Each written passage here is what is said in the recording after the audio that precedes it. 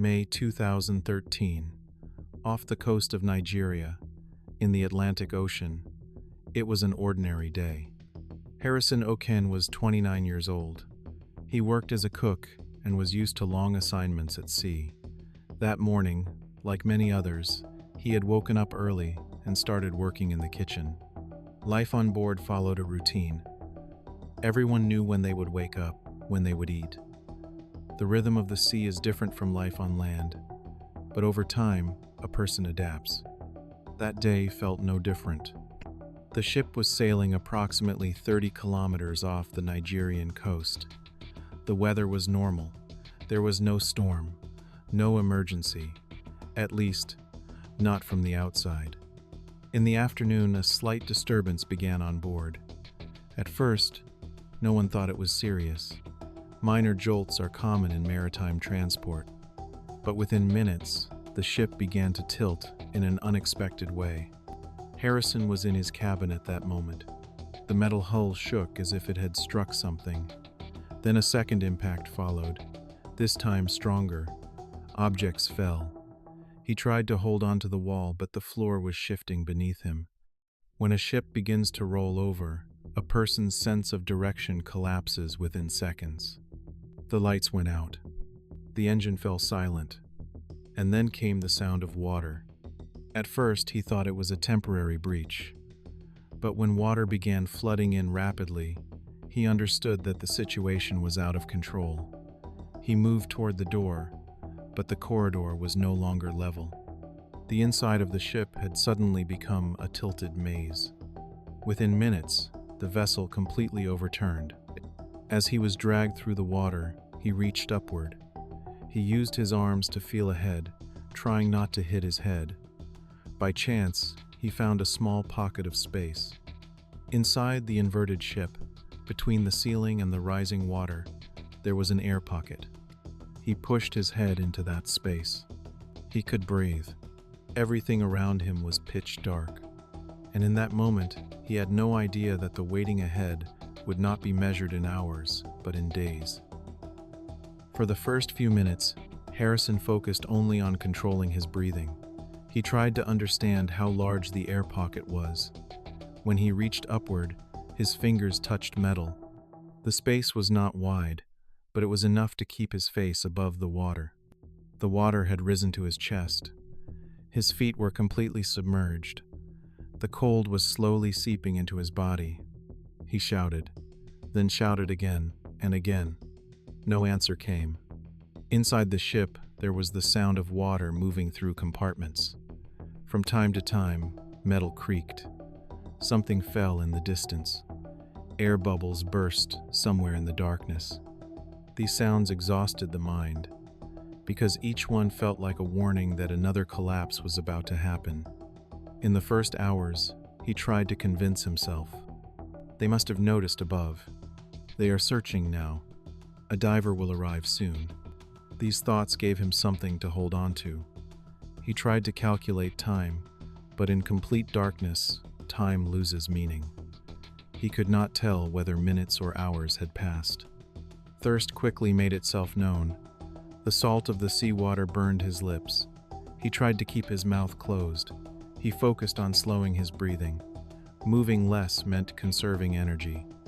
After a while, he realized there were other bodies nearby, in the water, motionless. It did not take long to understand that they were in the same compartment. He tried to push the thought away, but he could not. He was not alone in the darkness, but he was the only one alive. There was no difference between night and day. At some point, exhaustion overwhelmed him. He closed his eyes. He did not know whether he slept or passed out. When he woke, he was still there, inside the air pocket, and no one had come. At what he guessed might have been the second day, his mind began reacting differently. At one point, he thought he heard a sound from above. He imagined metal being cut. He struck the water's surface and shouted, but no reply followed. He was likely hallucinating. Loneliness tests a person first with panic, then with silence. At some point, he stopped shouting. because shouting meant hoping, and hoping meant opening himself to deeper disappointment. Instead, he focused on something else. His breathing. He began counting each breath. 10, 20, 30. To keep his mind from drifting, he spoke to himself. "I am here," he said. "I am still alive." That simple sentence became his only truth for hours. The cold was now unbearable. His teeth were chattering. His body was beginning to go numb.